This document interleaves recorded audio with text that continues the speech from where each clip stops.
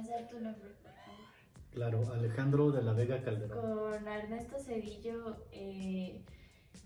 ¿piensas que asumió bien la crisis provocada tras su elección como presidente?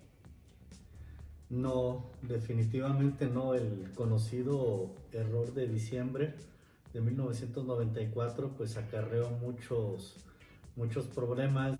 Él definitivamente no lo hizo por cuestiones populistas, obviamente. Le vino encima una crisis a Zedillo que hay que decirlo, no importa lo que hubiera hecho, la crisis iba a venir. Es que afectó gravemente a los migrantes. A los migrantes en particular, pues obviamente lo que hizo fue exponenciarlos. Es que hubo una aportación en el país durante su periodo. Obviamente hizo bien las cosas, fue muy poco popular el mecanismo que generaron del llamado Fobaproa, pero pues él no tiene la culpa de que se hicieran créditos burbuja, pero si no hubiese rescatado a los bancos, pues se habría caído el país. Lo que es lo que sí hizo mal, el no encontrar, buscar y encarcelar a los culpables de generar todos esos créditos burbuja. ¿Por quién votaste? Somos de familia del norte y en el norte de tiempo atrás todo el norte era panista. ¿Y quién era el candidato? A Fernández de Ceballos. Comió vivos a Cuauhtémoc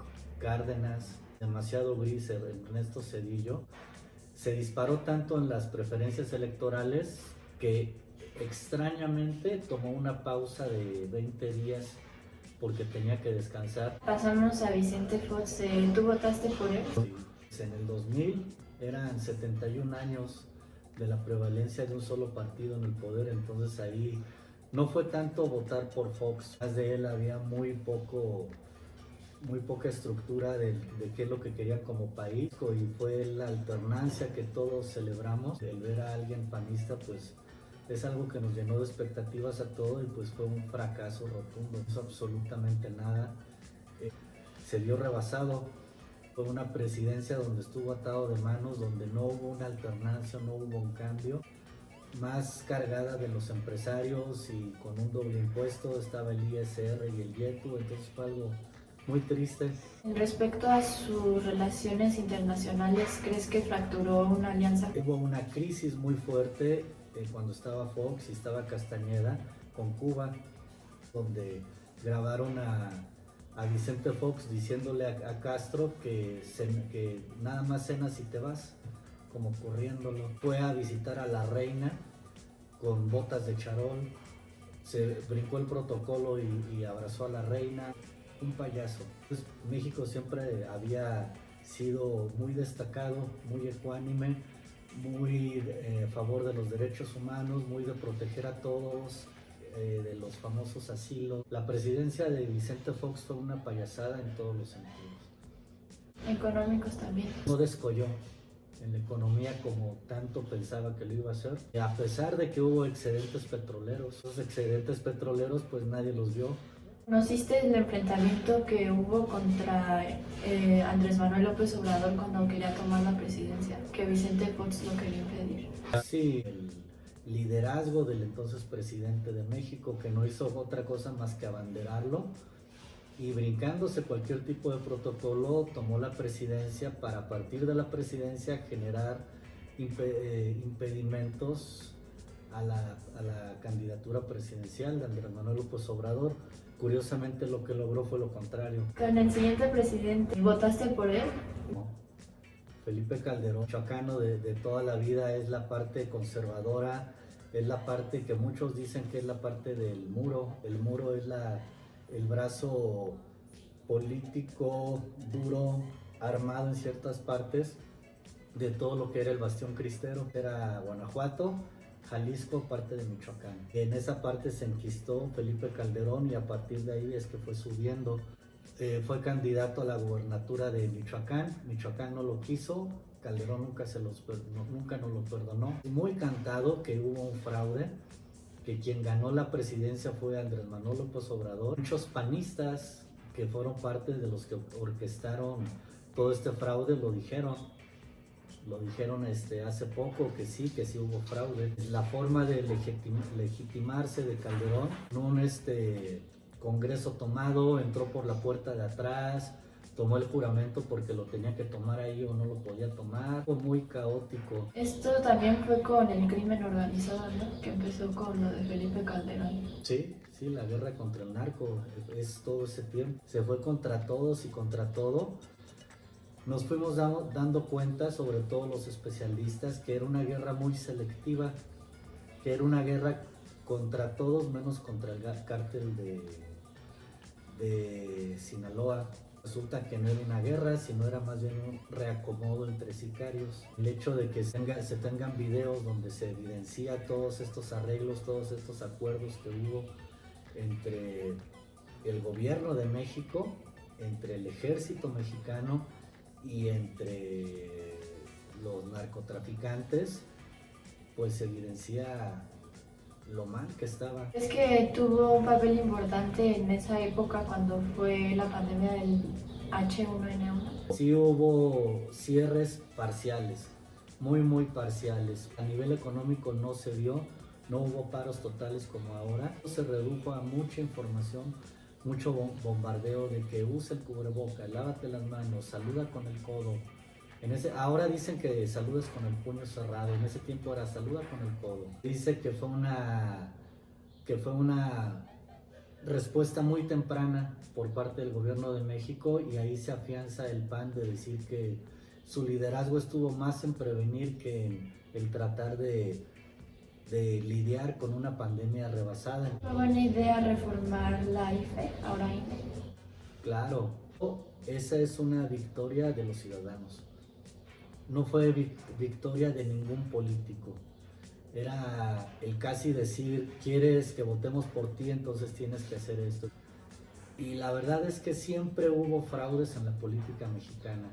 Uno de los fraudes más grandes se orquestó en los tiempos de Lázaro Cárdenas. La única contienda que no hubo fraudes fue cuando ganó López Portillo, y eso porque por problemas internos el PAN no lanzó candidato. Enrique Peña Nieto, ¿consideras que ese presidente tuvo credibilidad? Un títere atrás de los poderes económicos, de los poderes fácticos, del cuarto poder que es la prensa. Se estructuró toda una campaña en los medios para catapultarlo. Pero hubo mucho lavado de dinero.